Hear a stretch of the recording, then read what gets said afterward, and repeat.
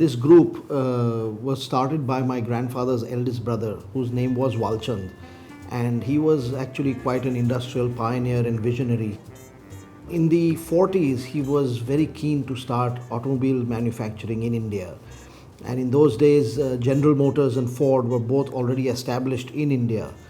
So he had no choice but to tie up with Chrysler because they were the only ones who were yet not present in India. He set up the company Premier Automobiles in 1944, and we entered into a license agreement with Chrysler Corporation to produce Dodge and Plymouth cars and trucks for the Indian market.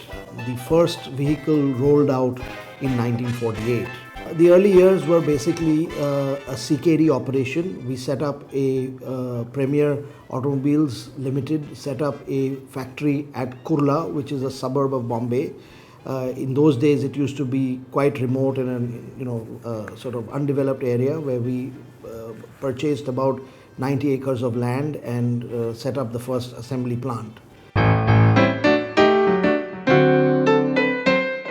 Post-independence in the sort of early 50s, there was a move towards having smaller cars, a sort of people's car. We discontinued our relationship with Chrysler and entered into a very long and fruitful and happy cooperation with Fiat. We started with the early versions of the Fiat Millicento, and eventually that became the brand in India. Premier Fiat 1100 was the individual owner's car, so it had a tremendous attraction to the average customer or the average consumer of automobiles in India. We positioned the Padmini as a value proposition, a sort of an executive car. Padmini is a name of a historical Indian Rajput princess. In the European version, if you called a car Princess Grace, it would be the same. That is the kind of comparison that the meaning Padmini had. In the early 60s, in fact, we were forced to localize 100% of the car because of foreign exchange constraints. As part of the mandated localization, we had to set up an entire press plant, which we did nearby in another suburb of Bombay called Kalyan. In 1968, Premier Padmini or Fiat 1100 became 100% locally made in India. So Premier and Hindustan Motors and Tatas, who were making trucks at that time, all had to develop virtually the component industry from ground up, and many of the big component players today were all essentially generated out of these two auto companies' needs.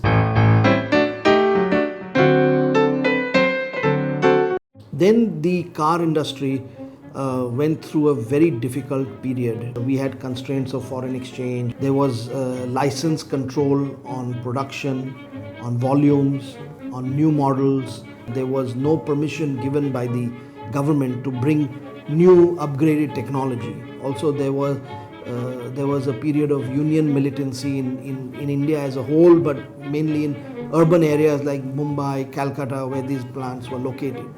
The result of that was that the car industry, both Hindustan Motors and Premier, suffered many years of financial difficulty.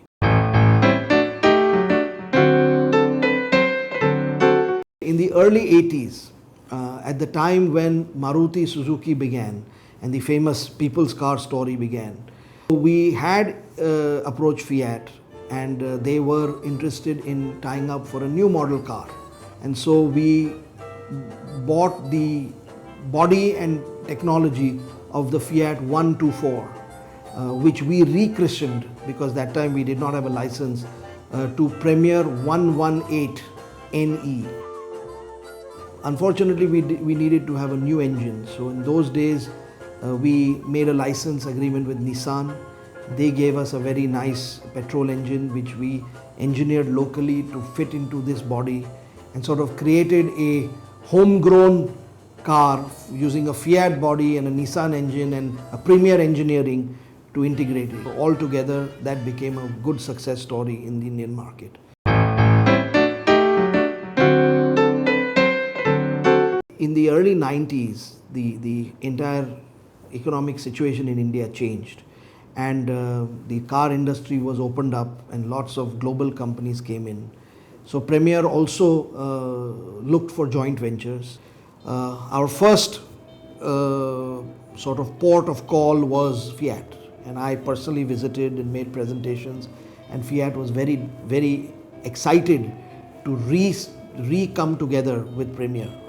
Mr. Paolo Cantarella had just taken over as the CEO of Fiat Auto. So first step was to go with a license with Fiat Uno, and then evolve to the Fiat Palio family, which was developed by Fiat for Brazil and others. So we would also, India would also be a destination. But eventually we felt that going forward it made more sense to perhaps give the majority control to Fiat, and we remained as a minority partner, which eventually we finally completely exited. I'm not ashamed to say that Fiat's goodwill in India is a result of what Premier did for the car and the brand for so many years. The history goes that in the early days, mainly ambassadors were the taxis here, and the local taximen wanted a smaller car, more economical to run. So we started supplying taxis.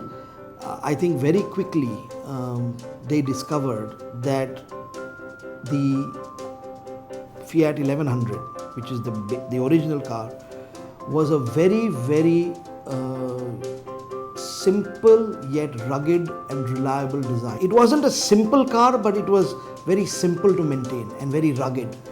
And I think that became very attractive to the taximen. Because of that, the car picked up more and more by word of mouth, and soon virtually all the taxis in Mumbai were there. As Premier, we used to follow a policy. In fact, because most of the taxi owners in Mumbai are individuals, poor people who are working to make a living. So the company followed a little bit of a community service policy in this. We would offer the car at a lower price to the taxi market. The government also charged lesser taxes, and we would sell, in every month's production, maybe 10 or 15% to the taxi market. And over a period of many years, it virtually became the only car used.